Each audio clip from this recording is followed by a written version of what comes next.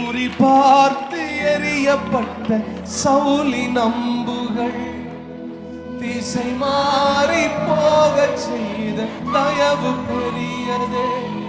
என்னை குறிபார்த்து எறியப்பட்ட சவுலின் அம்புகள் திசை மாறி போக செய்த தயவு.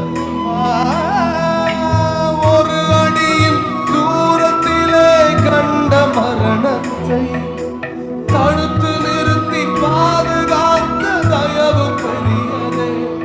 இந்த தயவை பாட ஜீவன் உள்ளதே. வேற எதுக்கு உயிரோடு இருக்கிறேன்? இந்த தயவை பாட ஜீவன் உயர்த்தி உங்க தயவு